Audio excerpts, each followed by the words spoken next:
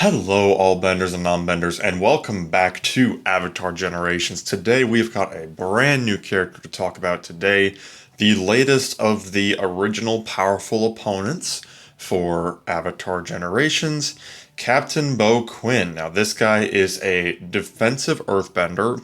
As I think a lot of us know, the Earthbender faction is very competitive at the moment.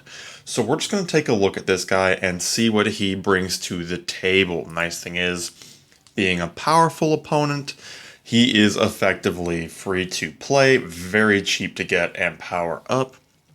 So that is never a bad thing. First thing we're going to look at here is his basic, Reckless Erosion. Deals fearless damage to one enemy. This basically will remove one of their buffs and grants himself some buffs for a couple turns. He does that fearless damage to one enemy and then has a 35% chance to inflict the captured state on the enemy for one turn. Now, what this does is basically locks them out of everything except for their basic. They can't do advanced and they can't do any combos or ultimates, and it will decrease their speed by a little bit. So basically, just really slowing them down and locking them out of some stuff. Certainly not the most busted of the states. It's not on par with something like stun or knockdown that just straight up stops them, but can be good considering it is on his basic with a relatively high chance here. It will also always land a crushing hit. This basically means that it will always do a little bit extra damage. You can kind of tell that by it showing up as gold text when it shows the damage numbers. I question the point of this, considering that he is not an offensive hero by any stretch of the imagination. We'll see that in a second. He's very defensive oriented. So I do question the point of this being a crushing hit, but regardless, that's kind of what it does there. So looking at his advanced, this is very much a support skill where it will remove one elemental debuff from each ally. So if they have like a fire debuff or any of the other elements, it'll just straight up remove that debuff, especially useful if they're being punished by like a rank 3 earthbender skill debuff. That can really help, not gonna lie. And then he grants himself some increased resistance and barrier. Nice thing about that is that basically jacks his resistance stat up by 50% and gives him the barrier, which decreases the amount of damage he will take by 25%. Again, really leaning into him being a defensive, tanky hero. And then finally, we're going to look at his passive Might of a Mountain. He will enter a fortified state for one turn at the start of battle, so at the very beginning, this is the first thing that's going to happen. And then after every action he takes, if he does not have a rank 2 elemental debuff. So what does this do? It basically means he will receive only weak hits. Weak hits basically will do less damage. They're hitting him. It just won't do as much. And then again, this is removed if he's inflicted with a rank 2 debuff. So just yet another thing to just add to his bulk and make it hard to do anything to this guy. Does not actually have any skill ups. This one doesn't really leave a lot of room for skill ups, but it does have some skill mastery effects here. So at mastery level 2, when he's in the front line, he will actually increase the damage of all allies by 15%. This is not too shabby, actually. He's just going to be sitting there, being tanky, and while he's at it, he's increasing the damage of everybody else.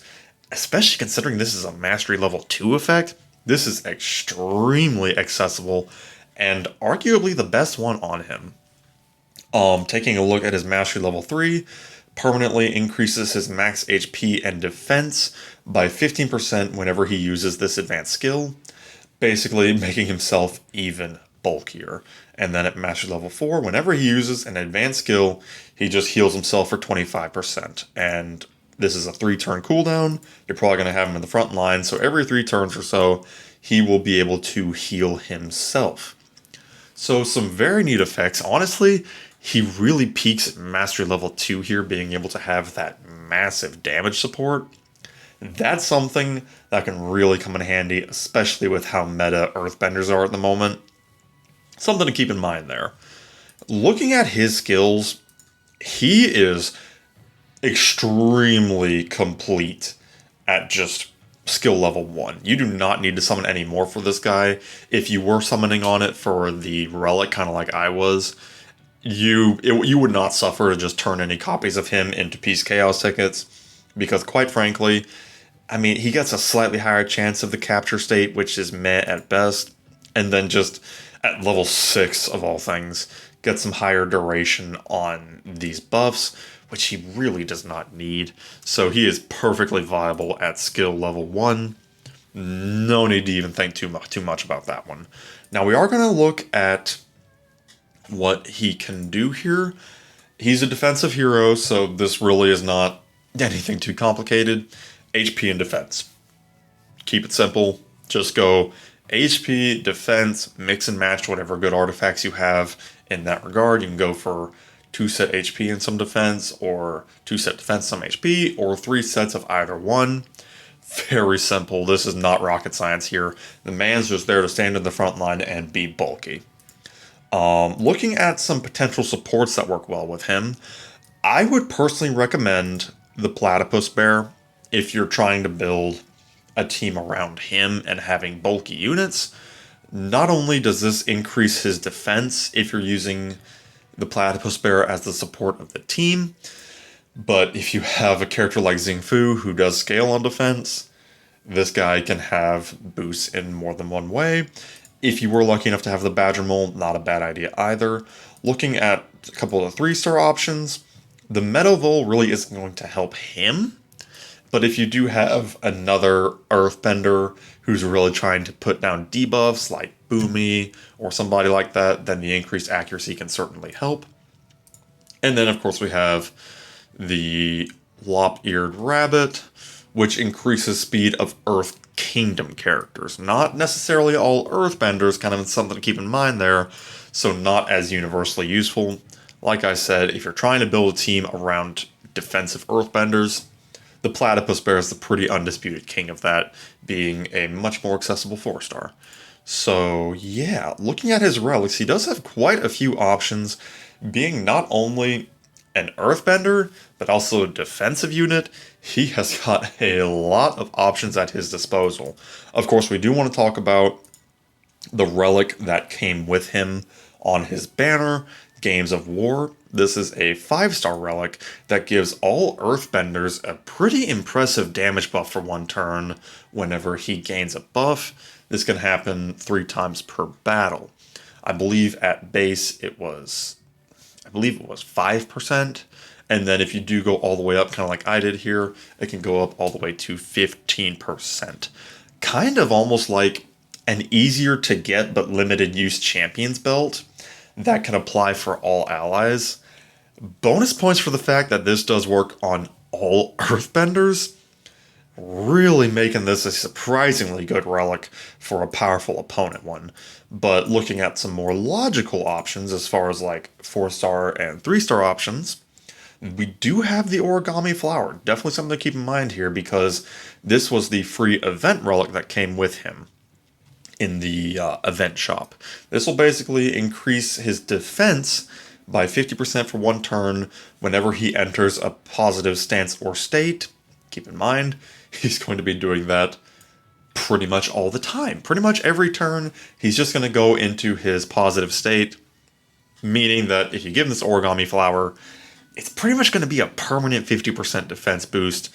Not bad at all. Once again, this is yet another one that can be used by any and all Earthbenders.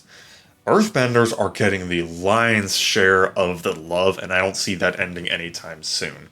Of course, being a defensive unit, he also has access to items like the Masks of Ursa, which kind of replace the Statue of Kyoshi post-nerf. But Statue of Kyoshi is still not a bad one. And then, of course, we can't forget the 4 Nation tiles, which can make him be a bit of a healer support whenever he does gain buffs. So kind of some nice things there.